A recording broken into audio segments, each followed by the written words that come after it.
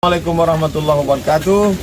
Saya bersama Biker Subuhan Pekanbaru Riau dalam kajian subuh Rabu Riyadhus Shalihin di setiap masjid musola di Jalan Kamboja, Rimbo Panjang. Bagi yang sudah bergabung istiqomah, bagi yang belum segera bergabung. Kiamat sudah dekat. Berkah selalu, sukses. Assalamualaikum warahmatullahi wabarakatuh.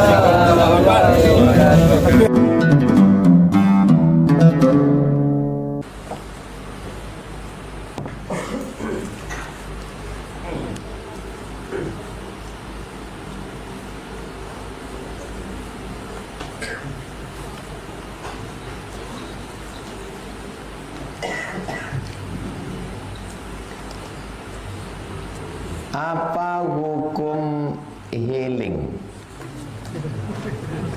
Healing itu artinya orang sakit jiwa sedang berobat. Orang yang stres, depresi, dia mau sehat, pergi ke Puncak Lawang, naik ke atas nengok, dia sedang healing supaya sehat. Itu asal kata healing. Sekarang diartikan orang healing jalan-jalan. Lebih bagus pakai yang zaman saya kecil dulu, tamasya. Orang sekarang nggak mau pakai tamasya karena dianggap jadul. Padahal yang jadul itu yang betul.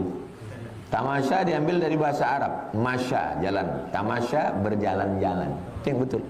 Kalau healing itu penyembuhan sakit. Karena memang orang banyak sakit sekarang. Di kantor sakit, di jalan sakit, akhirnya itulah. Kau kemana? Healing. Ayolah penyembuhan. Pergilah, mudah-mudahan sembuh kau balik nanti ya. Jalan-jalan dan sampai bermalam tanpa mahram. Tidak boleh perempuan keluar rumah tanpa mahram. Tak boleh. Saya tak punya anak perempuan, tapi saya punya keponakan perempuan. Tak boleh pergi. Sudah kelas 2, kelas 3 aliyah. Tak boleh pergi. Pondok ke rumah saja tak boleh. Ayahnya, saya walinya. Saya abang ayahnya, saya wali. Ustazah tu perempuan adik-beradik 4. Kakaknya 3, dia. Tidak boleh camping pramuka, tidak boleh jalan-jalan, tidak boleh nikah, undangan, pesta pun tak pernah dibawa main. Makanya waktu nikah banyak tamu tu. Oh, ada anak gadis kau katanya. Untung tak dibawanya. Kalau dibawanya kan diambil orang tu. Apalagi untuk saya. Jadi anak perempuan jaga di rumah. Khawatirnya anak kita baik, orang jahat. Membiarkan anak perempuan berjalan-jalan itu sama macam kita bawa sepeda motor. Bawa sepeda motor ini tidak selamanya kecelakaan itu karena kita jahat. Karena kita udah baik-baik, gigi satu aja tak pernah. Ditabrak orang dari belakang. Orang jahat. Lagi orang sekarang jahat macam-macam. Maka kalau mau keluar kota, ada acara, ada mahram. Abang, adik, ayah, atuk. Apa hukumnya seorang guru menerima komisi dari kepala sekolah? Uang ini bersumber dari penjualan seragam sekolah, buku. Dia mendapatkan itu karena jabatan. Menurut hukum negara namanya gratifikasi.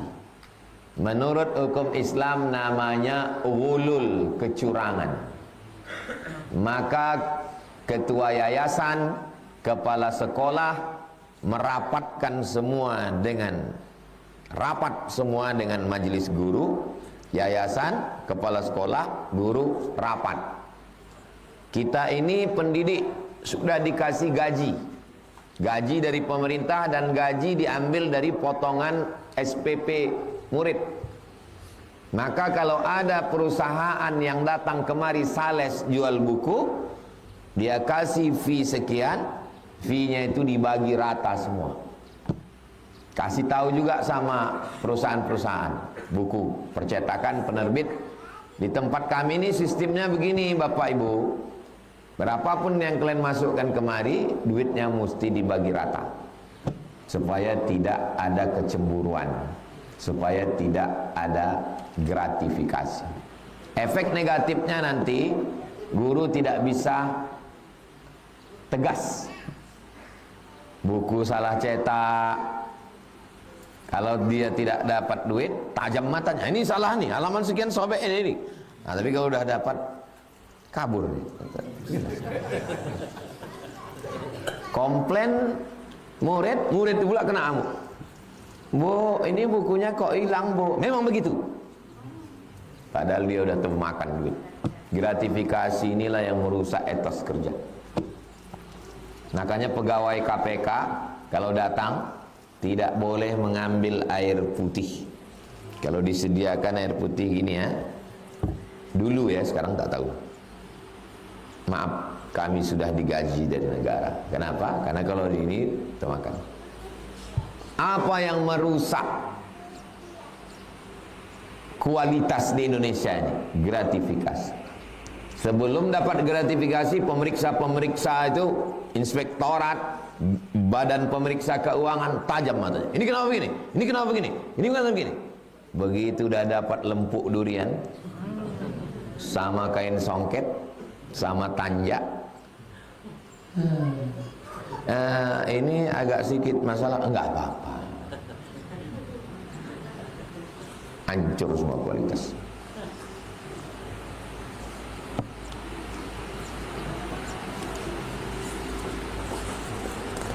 Dalam satu hadis disebutkan bahwa pertama dihisab adalah umur. Inna awwala ma yuhad la tazulu qadama 'abdin, tidak bergerak kaki anak Adam hatta yus'al, sampai dia disoal. Yang pertama disoal an umrihi fima afnah, umurnya kemana dihabiskan. Yang kedua an ilmihi fima amil, ilmunya sudah diamalkan atau belum. Yang ketiga an malihi min aina iktasabahu wa fima anfaqahu, hartanya dapat dari mana dipakai kemana. Yang keempat an jismihi fima ablah, badannya dipakai kemananya. Tapi dalam hadis lain bahwa yang pertama ditanya adalah solat. Inna awwala ma yuhasabul bil abdu yaumal qiyamah salatuhu. Yang pertama kali dihisab nanti pada hari kiamat adalah solatnya. Kontradiktif hadis ini Pak Ustadz. Karena banyaknya hadis kontradiktif, maka ulama menulis kitab namanya Mukhtaliful Hadis. Kalau di Usuluddin ada satu mata kuliah khusus, nama mata kuliahnya Mukhtaliful Hadis. Yang pertama kali menulis kitab Mukhtaliful Hadis Imam Syafi'i. Hadis-hadis yang kelihatannya ikhtilaf, sebetulnya tidak ada ikhtilaf. Termasuklah tentang hadis mana yang pertama kali nanti ditanya, apakah sholat atau umur. Maka ketika kita berdiri di padang mahsyar, kita dalam keadaan tegak, kaki kita tidak akan bergeser sampai ditanya Allah SWT an umur, tentang pribadi diri kita. Yang pertama ditanya adalah umur. Tapi kalau tentang ibadah, sholat, zakat, puasa, haji, umroh, zikir, baca Quran, maka yang pertama ditanya adalah sholat. Sholat yang dimaksud dalam hadis itu innama awwala ma yuhasabu bil abdu yaumal qiyamah sholatuhu, maksudnya seluruh ibadah yang mahdoh yang pertama ditanya adalah sholat. Tapi kalau tentang seluruh nikmat, yang pertama ditanya adalah umur. Tak ada kontradiktif. Yang pertama masuk Islam sebetulnya Abu Bakar atau Ali atau Khadijah Pak Ustaz. Kata buku ini Abu Bakar, kata ini Ali, kata ini Khadijah. Tiga-tiganya betul. Loh, kok bisa? Yang pertama laki-laki masuk Islam Abu Bakar. Yang pertama perempuan masuk Islam Aisyah. Terus Ali, yang pertama masuk Islam anak-anak belum akil balik. Oh, bulat. Apakah orang munafik itu kekal dalam api neraka? Innal munafiqina fid darkil asfali minan nar. Orang munafik itu di dalam keraknya neraka. Jadi neraka itu susunannya ke atas, bukan ke samping. Neraka ke atas. Yang paling panas, yang paling bawah, apinya di bawah. Nah, orang munafik itu letaknya di mana? Fid darkil aspal. Bukan aspal itu. Asfal itu artinya yang paling bawah. Apakah kekal dia di dalam? Yang kekal di dalam neraka itu hanya orang kafir.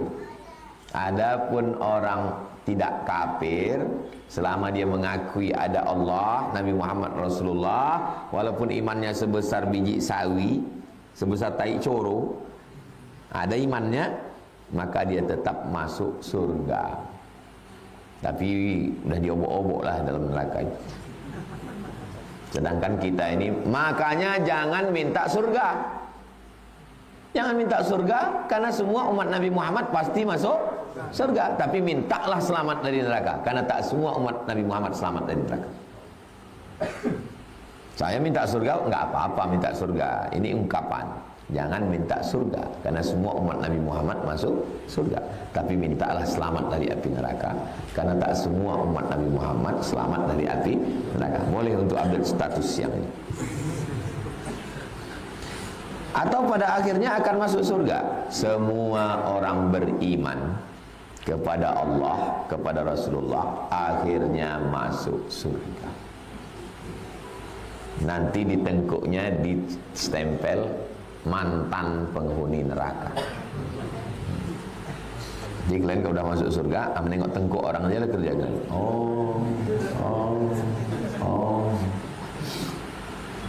Apakah munafik itu ada tingkatan-tingkatannya?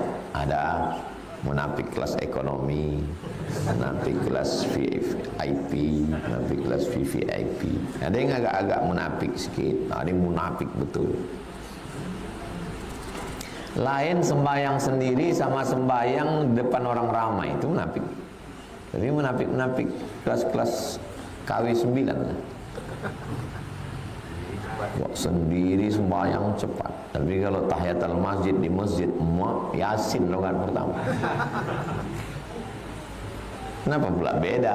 Yang menengok kita kan Allah yang sama. Apakah malaikat itu berjenis kelamin laki-laki dan perempuan, Pak Ustaz? Malaikat itu tidak disebutkan jenis kelaminnya, apakah laki-laki atau perempuan. Perkara malaikat adalah perkara sam'iyat yang didengar. Kita tidak boleh berijtihad di situ. Jadi yang berijtihad itu dalam masalah fikih, masalah halal, haram, makruh, mubah. Adapun masalah malaikat itu jenis kelaminnya apa? Sam'iyat. Asal tak ada dalil, tawakkuf, diam. Tak ada dalil, maka diam. Tapi kalau dapat ada ayatnya, ada hadisnya, baru kita boleh. Cari Sahih Bukhari, Sahih Muslim, Sunan Abi Daud, Sunan Nasai, Sunan Tirmidzi, Sunan Ibnu Majah, Muwatta Malik, Musnad Ahmad bin Hanbal, tak ada. Maka kita diam, tawakkuf namanya. Karena ini masalah sam'iyah yang didengar. Apakah anggur fermentasi termasuk haram? Karena di dalamnya tidak ada alkohol. Blender itu anggur, saring airnya, masukkan ke dalam botol, tutup, biarkan 3 hari, 4 hari, seminggu, bebuih dia. Maka otomatis muncul satu unsur di dalamnya, namanya alkohol. Alkohol itulah yang haram. Tidak hanya terjadi pada anggur, terjadi pada nira.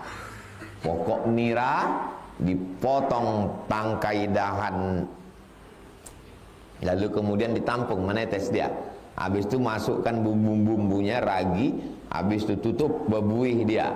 berubah menjadi tua. Waktu nira itu belum. Beli anggur di pasar, habis itu di blender, saring, diminum, boleh apa tak boleh? Boleh. Belum muncul lagi alkoholnya itu. Alkohol itu baru muncul beberapa hari setelah itu. Apakah anggur fermentasi termasuk haram karena di dalamnya tidak ada alkohol? Siapa bilang tak ada alkohol? Ada di dalamnya alkohol. Apakah kalau sudah fermentasi dia berubah menjadi 100% alkohol? Enggak. Paling banyak minuman, nanti antum pergi ke supermarket yang ada alkoholnya, tengok 0,1, saya tak sebut produk ya, 1%, 3%, 5%. Cuman waktu antum megang itu yakinkan tak ada kawan. Kalau ada di fotonya dari belakang, langsung diuploadnya, ngaji juga, minum juga. Coba tengok ingredient itu sudah. Ada yang 1%, 3%, 5%. Paling tinggi vodka sama Budweiser 20%. Di atas itu kalau diminum bukan mabuk, mati. Niat mau mabuk, duit tak ada, dituang kopi campur spiritus. Spiritus itu alkohol. Kalau kita digigit ular, digigit lipan, kena paku, biar mati kumannya itu disiramkan alkohol. Kalau tak ada, zaman dulu orang pakai lampu strongkeng, spiritus. Spiritus itu 100% alkohol. Dituangkan ke kopi biar mabuk, diminum, takarannya tak jelas, lewat 20%, lewat juga dia. Alkohol itu bercampur dengan minuman, bukan dia diminum begitu. Kalau diminum mati orang, bukan mabuk. Niat mabuk mati pula. Apakah bacaan sebelum solat agar kita selalu khusyuk dalam solat? Qul a'udzu birabbin nas, malikin nas, ilahin nas, min syarri waswasil khannas, alladzi yuwaswisu sudurin nas, minal jinnati wan nas. Astaghfirullahaladzim. Usalli fardhus subhi raka'ataini ma'muman lillahi ta'ala. Saya salat subuh 2 rakaat fardu jadi makmum karena Allah. Dipasang dalam takbiratul ihram, Allahu Akbar. Bacaannya semua dilafazkan di mulut, jangan dalam hati, di mulut. Nafasnya diatur. Dengan mengatur nafas membantu kekhusyuan. Iftitah itu tergantung iftitah masing-masing. Tapi kalau iftitah yang saya baca itu bisa dibagi menjadi 4 nafas. Allahu Akbar kabiran walhamdulillahi katsiran wa subhanallahi bukratan wa asila. Wajjahtu wajhiya alladhi fatara as-samawati wal arda hanifan musliman wa ana minal musyrikin. Inna salati wa nusuki wa mahyaya wa mamati lillahi rabbil alamin. La syarika lahu wa bidzalika umirtu wa ana minal muslimin. Setelah itu ta'awuz, minta perlindungan kepada Allah di setiap rakaat menurut mazhab Syafi'i. Setiap rakaat, a'udzubillahi minasyaitonir rajim. Fatihah bisa 7 nafas, bisa 1 nafas. 7 nafas sunnah. Karena Nabi berhenti setiap membaca 1 ayat. 7 nafas sah. 1 nafas sah. Bismillahirrahmanirrahim. Alhamdulillahirabbil alamin arrahmanir rahim maliki yaumiddin iyyaka na'budu wa iyyaka nasta'in ihdinas siratal mustaqim siratal ladzina an'amta 'alaihim ghairil maghdubi 'alaihim waladdallin amin. Bismillahirrahmanirrahim. Inna a'tainakal kautsar fasholli rabbika wanhar inna syani'aka huwal abtar. Dan pula gara-gara mau senafas mati sudah itu. Berembus menariknya tak bisa lagi. Allahu Akbar. Subhana rabbiyal azim wa bihamdi. Subhana rabbiyal azim wa bihamdi. Subhana rabbiyal azim wa bihamdi. Sami Allahu liman hamidah. Setelah lurus tulang belakang baru ganti doa. Rabbana lakal hamdu mil'us samawati wa mil'ul ardi wa mil'u ma syi'ta min syai'in ba'd. Allahu Akbar. Subhana rabbiyal a'la wa bihamdi. Subhana rabbiyal a'la wa bihamdi. Takbirnya itu kuat untuk menguatkan telinga, kuat hati, kuat pikiran. Kuat di mulut, kuat ke telinga, kuat ke hati, kuat ke pikiran. Allahu Akbar. Rabbighfirli warhamni wajburni warfa'ni warzuqni wahdini wa'afini wa'afani. Allahu Akbar. Subhana rabbiyal a'la wa bihamdi subhana rabbiyal a'la wa bihamdi subhana. Allahu Akbar. At-tahiyyatul mubarakatus salawatut thayyibatu lillah. Assalamu alayka ayyuhan nabiy wa rahmatullahi wa barakatuh. Wassalamu alayna wa ala ibadillahi shalihin. Asyhadu an la ilaha illallah. Mata menengok tunjuk. Wa asyhadu anna Muhammadar Rasulullah. Allahumma salli ala sayyidina Muhammad wa ala ali sayyidina Muhammad kama sallaita ala sayyidina Ibrahim wa ala ali sayyidina Ibrahim. Allahumma barik ala sayyidina Muhammad wa ala ali sayyidina Muhammad kama barakta ala sayyidina Ibrahim wa ala ali sayyidina Ibrahim fil alamin innaka Hamidum Majid. Cukup. Tapi kalau mau lanjut, Allahumma ighfir li ma qaddamtu wa ma akhartu wa ma asrartu wa ma a'lantu wa ma asraftu wa anta a'lamu bi minni antal muqaddim wa antal muakhir. La ilaha illa anta subhanaka inni kuntu minadh dhalimin. Minta perlindungan dari 4. Allahumma inni a'udzubika min adzabi jahannam, min adzabil qabri wa min fitnatil mahya wal mamat, min syarri fitnatil masih dajjal. Tutup dengan doa penutup. Allahumma a'inni ala dzikrika wa syukrika wa husni ibadatik. Ada hajat-hajat, bacakan sebelum salam. Kalau tak bisa bahasa Arab di mulut, jangan dibaca di mulut, dalam hati. Lama kali kau tasyahud tadi. Iya, skripsiku ini tak selesai-selesai juga. Assalamualaikum warahmatullahi wabarakatuh. Pakai rumus ini, insya Allah khusyuk. Jaga di awal, lafazkan niat menguatkan hati, masukkan ke dalam takbiratul ihram, dibaca semua bacaan itu bersuara, diatur nafas. Hati itu dijaga, agak belok dia larikan lagi, agak belok dia larikan lagi, agak belok dia larikan lagi. Sama macam orang bawa motor, mau ke Sungai Siak aja dia, dibawa ke bengkel, rupanya mesinnya mesin speedboat.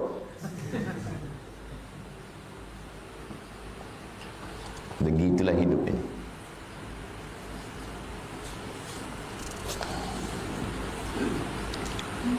Bolehkah jika seorang laki-laki minta nomor HP perempuan dengan alasan untuk ta'aruf dengan perempuan?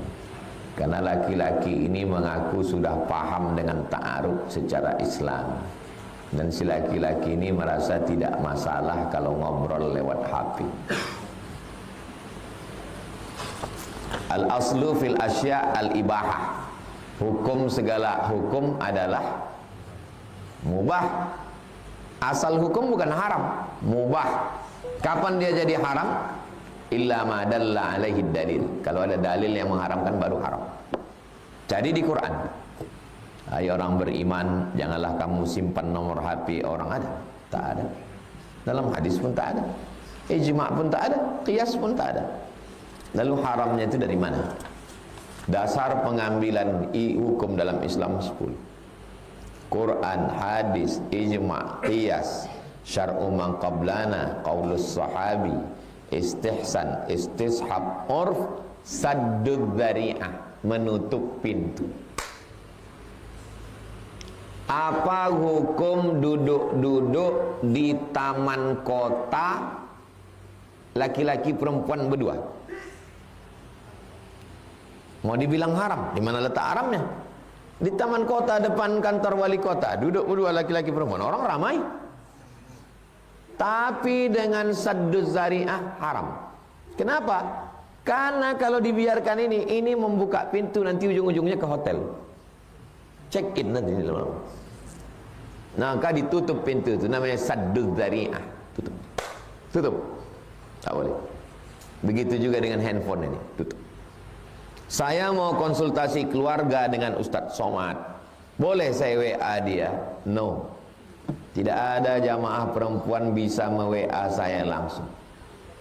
Bukan karena saya takut istri saya. Dia tak pernah ngecek handphone saya, dan handphone saya tidak pakai password. Dan saya tidak termasuk anggota Persatuan Laki Takut Bini. Saya menjaga diri saya.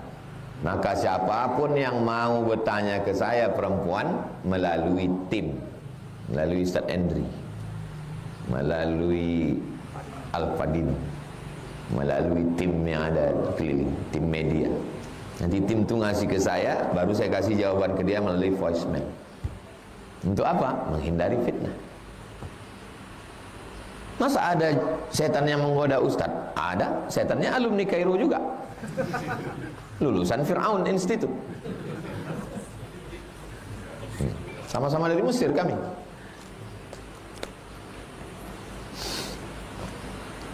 Jangan merasa lebih pandai dari setan.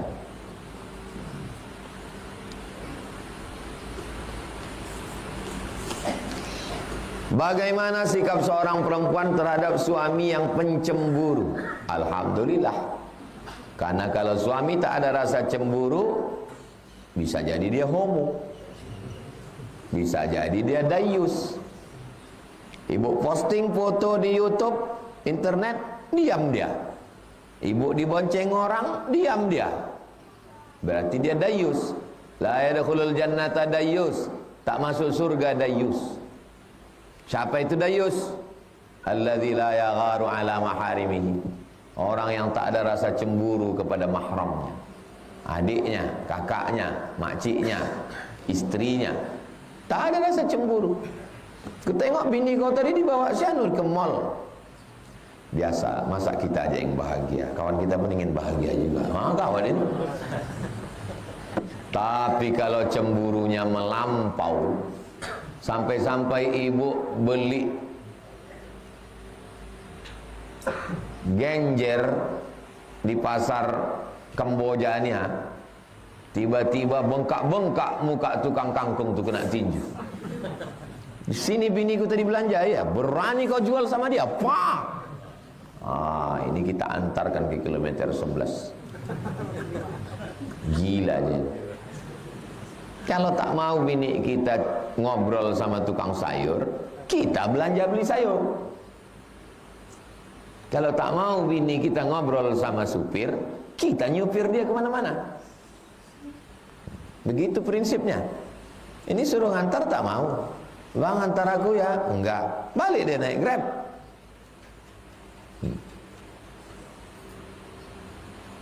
Itulah kajian kita subuh ini. Mudah-mudahan bermanfaat untuk kita, untuk umat semua insyaallah. Amin ya rabbal alamin. Ala hazihi niyah, untuk niat yang baik-baik. Al-Fatihah. A'udzubillahi minasyaitonir rajim. Bismillahirrahmanirrahim. Alhamdulillahirabbil alamin. Ar-Rahmanir-Rahim. Maliki yaumiddin. Iyyaka na'budu wa iyyaka nasta'in. Ihdinas siratal mustaqim, siratal ladzina an'amta 'alaihim, ghairil maghdubi 'alaihim waladdallin. Amin. Rabbana fir lana dzunubana, ampunkan dosa kami, wali abaina, ayah kami, wali ummahatina, emak kami, wali azwajina, pasangan hidup kami, wali dzurriyyatina, anak cucu keturunan kami, wali man hadarana, semua yang hadir dalam majlis ilmu ini, wali man syarakana, semua yang ikut kajian subuh ini langsung maupun tak langsung. Allahumma tahhir qulubana, sucikan hati kami. Anzilis sakinata fi qulubina, turunkan sakinah ke dalam hati suami, anak-anak, sehingga keluarga kami sakinah mawaddah warahmah. Allahumma arhamna, turunkan rahmat kasih sayang-Mu untuk kami. Allahumma arzuqnal istiqamata ala syariatil gharra, berikan kami istiqamah dalam iman dan Islam. Waqtim bisolihati a'malana, tutup umur kami dengan husnul khatimah. Wafiq ulata umurina, pemimpin-pemimpin kami condongkan hatinya menolong agamamu dengan kekuasaannya ya Allah. Allahumma jma'na ma'al habibil mustafa fi jannatikal ula. Sebagaimana Engkau kumpulkan kami subuh ini mengkaji hadis-hadis Nabi-Mu, kumpulkan kami nanti di surga Jannatul Firdaus bersama Nabi Muhammad sallallahu alaihi wasallam. Rabbana atina fid dunya hasanah wa fil akhirati hasanah wa qina azabannar. Wa sallallahu ala sayyidina Muhammad wa ala alihi washabbihi wasallam. Walhamdulillahirabbil alamin. Taqabbalallahu minkum.